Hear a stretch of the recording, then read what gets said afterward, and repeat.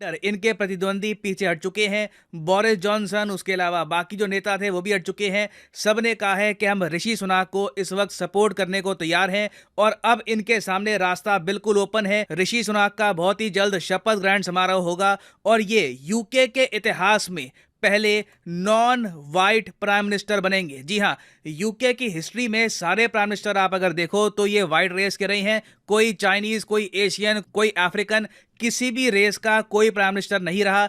और अब फाइनली जो इस लंबे इतिहास में हम बदलाव देखेंगे उसमें आप देख रहे हो कि एक इंडियन ओरिजिन का इंसान बन रहा है यूके का पहला नॉन वाइट प्राइम मिनिस्टर। और ना सिर्फ इंडियन ओरिजिन का, यूके के लोग इस बात को भी काफी हद तक एक्नॉलेज कर रहे हैं कि ये पहले हिंदू प्राइम मिनिस्टर हैं यूके के। ये बात ऐसा नहीं है कि सिर्फ हम इंडिया में बोल रहे हैं। यहाँ पे आप देख पाओगे पियर्स मॉर्गन, बहुत ही फेमस कमेंटेटर हैं यूके में, ये कह रहे हैं कि पहले British Asian PM and first Hindu PM. और ये कह रहे हैं कि बिल्कुल मैं इनको सपोर्ट करता हूं। 42 इयर्स की इनकी एज है, यंगेस्ट प्राइम मिनिस्टर है मॉडर्न टाइम्स के, और ये बिल्कुल ब्रिटेन की इकोनॉमी को वापस खड़ा कर देंगे। और अगर आप सोच रहे हैं कि इंडिया में लोग इतना खुश क्यों हो रहे हैं, देखिए आप जो सिंबोलिज्म है ना इस सब का, इसे आप इग्नोर कर नहीं सकते। आपको पता है कि इस साल हम लोग सेलिब्रेट कर रहे हैं 75th anniversary of independence. Now जिस साल हम लोग 75th एनिवर्सरी हम सेलिब्रेट कर रहे हैं, उसी साल जिस देश ने हमको गुलाम बना के रखा था वहां का पीएम बन रहा है एक इंडियन ओरिजिन का आदमी। और वो शपथ ग्रहण समारोह भी किस पे करेगा? वो शपथ लेगा भगवत गीता पर। तो देखिए हमारे कल्चर से जुड़ी हुई चीजें हैं, कहीं ना कहीं लोग रिलेट करेंगे, कहीं ना कहीं लोग खुशियां बनाएंगे कि एक ऐसा व्यक्ति जो ओपनली कहता है कि I am a proud Hindu, वो अपनी इंडियन हेरिटेज को छुपाता नहीं है, वो यूके में एक राइट विंग पॉलिटिकल पार्टी के थ्रू यूके का पहला नॉन वाइट पीएम बनेगा। ये एक हिस्टोरिक अकॉम्प्लिशमेंट है, क्योंकि यूके का आप अगर पॉलिटिकल सेटअप देखो, यूके में 3 मेन पॉलिटिकल पार्टीज हैं, एक्चुअली 2 आप कह सकते हैं, लेबर और कंजर्वेटिव।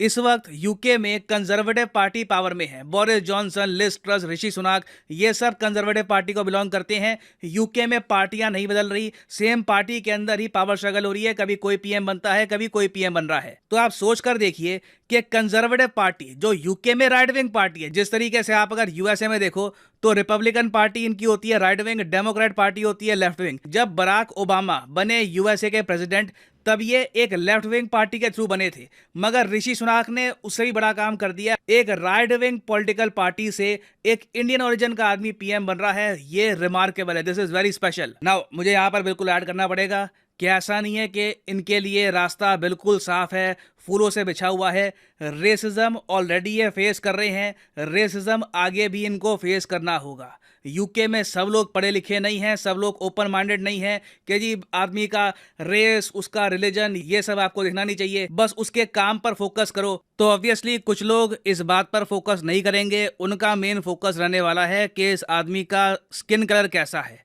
ये मुझसे अलग कैसे है, इसका जो रिलीजन है मुझसे अलग कैसे है। तो इस इशू को लेकर इनको कहीं ना कहीं रेसिज्म फेस करना होगा।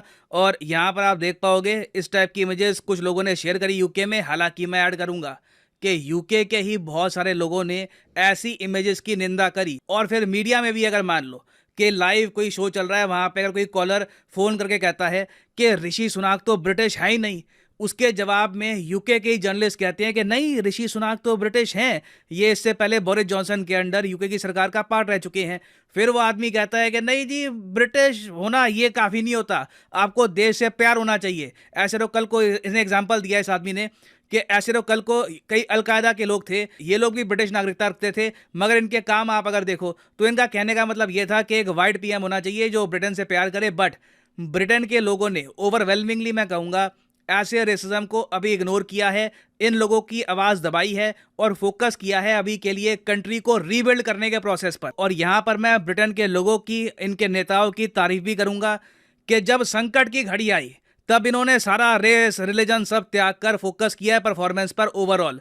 ऑलरेडी हम देख रहे हैं, बीबीसी रिपोर्ट कर रहा है कि जो निवेशक हैं ये अब काम है, इनको अब पता है कि वापस चीज़ें यूके में नॉर्मल हो सकती हैं, क्योंकि ऋषि सुनाक जीत चुके हैं race for prime minister's post. Rishi Sunak के अंडर कोई उल्टे सीधे टैक्स प्लान नहीं आएंगे जैसे लिज ट्रस ने किया था, इनको इकोनॉमी चलानी आती है। और अब आप देखोगे कि जो ब्रिटिश पाउंड है इसकी वैल्यू भी धीरे धीरे वापस मजबूत होगी। और मैं आपको गारंटी दे के बता सकता हूं, अगर ये आर्थिक संकट यूके पे ना आया होता, यूके के लोग उस केस में ऋषि सुनाक को ना चुनते। यूके ने ओवर द इयर्स तरक्की इसलिए करी है क्योंकि बहुत ज़्यादा प्रैक्टिकल हो गए ये, टाइम आने पर ना ये फोकस करते हैं परफॉर्मेंस पर, नीड पर के अभी के लिए हमारी नीड कौन पूरी करता है उसको ले आते हैं फिर ये पावर में। और वैसे आप लोगों के लिए मैं ये भी बता दूं कि ऋषि सुनाक ऐसा नहीं है कि इनका जन्म इंडिया में हुआ था, इनका जन्म भी यूके में हुआ था। साउथ हैम्पटन की ये पैदाइश है। इनके जो ग्रैंड फादर है ना, ग्रैंड पेरेंट्स, वो पंजाब से आए थे, ठीक है। पंजाब से वो पहले गए ईस्ट अफ्रीका में, ईस्ट अफ्रीका में रहे। उसके बाद ईस्ट अफ्रीका में आपको पता होगा कई तानाशाह खड़े हो गए जो इंडियंस के अगेंस्ट थे, इंडियंस को छोड़ के भागना पड़ा ईस्ट अफ्रीका। फिर वो लोग ईस्ट अफ्रीका से भागकर पहुंचे हैं यूके में। तो ऋषि सुनाक उनकी संतान है और इनकी पढ़ाई हुई है ऑक्सफोर्ड यूनिवर्सिटी में। बीच में इन्होंने यूएसए में भी काम किया है ग्रीन कार्ड लेकर कुछ समय के लिए, मगर बाद में इन्होंने ग्रीन कार्ड त्याग दिया और उनका पूरा फोकस हो गया फिर यूके में।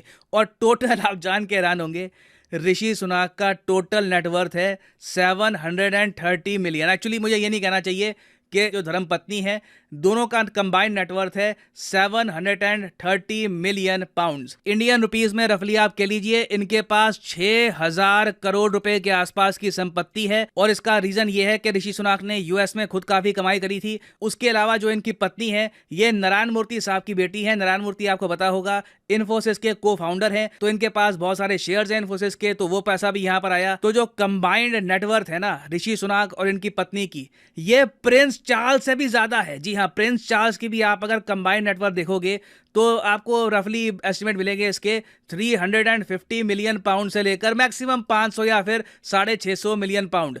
तो जब ये बकिंगम पैलेस में जाएंगे ऋषि सुनाक, किंग चार्ल्स से मिलेंगे, तो उस वक्त ये इंडिविजुअल टर्म्स में इंग्लैंड के राजा से भी अमीर इंसान होंगे। और देखिए कहीं ना कहीं ये चीज़ हो सकता है कि इनको नुकसान भी पहुंचाए, क्योंकि लोगों को पसंद होता नहीं है कि इनका पीएम बहुत अमीर हो। तो ऋषि सुनाक को अभी के लिए तो देखो काफ़ी मोमेंटम मिलेगा क्योंकि यूके की इकोनॉमी ये सही कर देंगे। मगर यूके के अगले चुनाव है जी 2025 में, तो टाइम बहुत है।